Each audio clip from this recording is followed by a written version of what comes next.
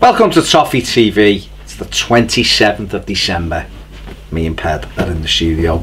It's the daily news, straight into it. Arsene Wenger's had this say on the Olivier Giroud situation, which continues to rumble on months after the Frenchman was supposed to sign for Everton. Sam Allardyce had said that the only thing stopping Giroud signing for Everton was his wife, which we all know is she's not best pleased with Olivier's time on Merseyside in the past. But Arsene Wenger's, he's kind of said he's not sure that that's the case and feels that Giroud could have actually just lived in London and still signed for Everton.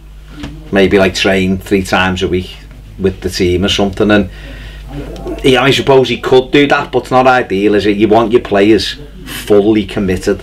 You want them, you know, I want to play for you, so they move here. You know what I mean? Could have lived in Manchester. You know, just, come on Olivier, sort it out. So it'll be interesting to see whether Everton bother going back for him. I'm quite sure his Mrs. views on moving to Liverpool probably haven't really changed in the last 4 months.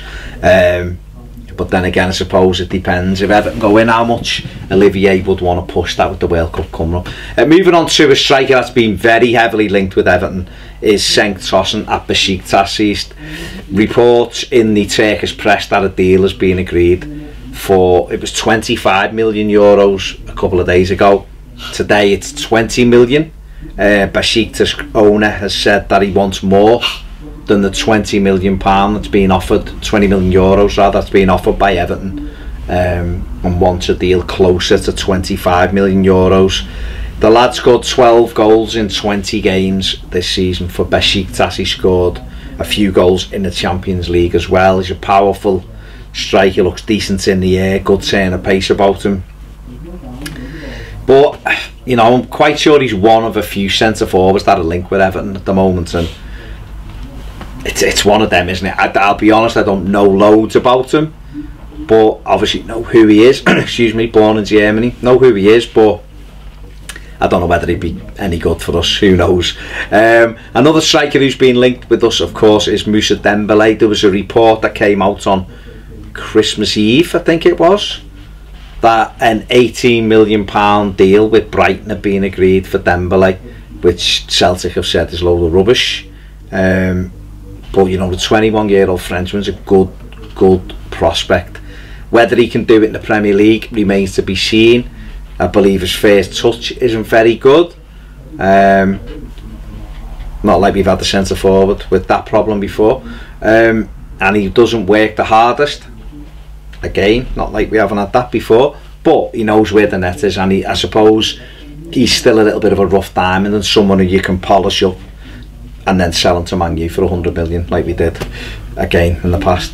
But now Dembélé for me would be, he'd represent a good sign. See, I'm greedy, I want both of them. I'd have Tosun and Dembélé or 2 of any, because I'm not sure Sam Allardyce fully fancies Oumar Niasse, and Sandro Ramirez is constantly linked with the move back to Spain. And then that would just leave us with Dominic Calvert-Lewin and one of these new strikers. And you know, Dominic's out on his feet at the moment.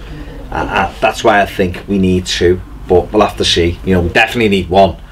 You know, we need a left back and probably another centre midfielder and probably a centre back. I mean, we could get through without the centre back till the summer. We definitely need a left back, and I think we need another centre midfield player.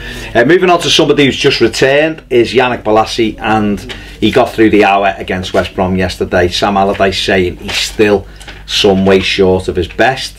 Of course, he needs games, but having him back just gives us that threat, that bit of pace, that power. So I think, you know, we've got something to look forward to with Bolasie. He will be like the proverbial new signing, because I think he'd only played something like 12 games for us before that yesterday, so you haven't really seen what he's got to offer. But you know, he got injured over a year ago now. He had 5 assists before he got injured and 1 goal in not even half a season, so we could get that kind of productivity into us in the second half of the season. That will help us again. One player that's had the setback is Leighton Baines.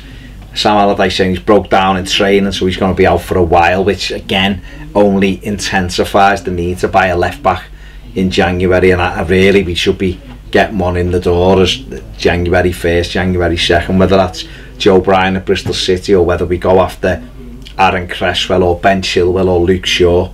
But we've got to get one in the door ASAP.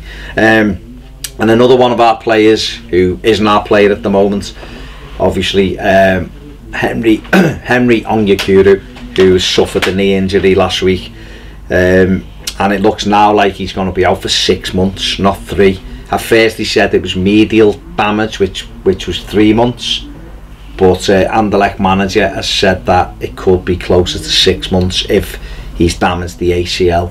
There's no confirmation on that at the moment, but the fears are there, so again it's probably a wait and see on that one for Henry. But if that's the case, then he's probably played his last game for Anderlecht, and he certainly won't be going to the World Cup if he's out longer than 3-4 months, which will be a blow to us because we need him going to the World Cup for the work permit. So we'll have to wait and see how that plays out. But Henry Onyekuru out for anywhere between 3 and 6 months, which isn't good news for Everton. If you haven't subscribed already, make sure you do so. Don't forget to click the bell notification button, and if you want more videos, join us on Patreon. See you soon on Toffee TV.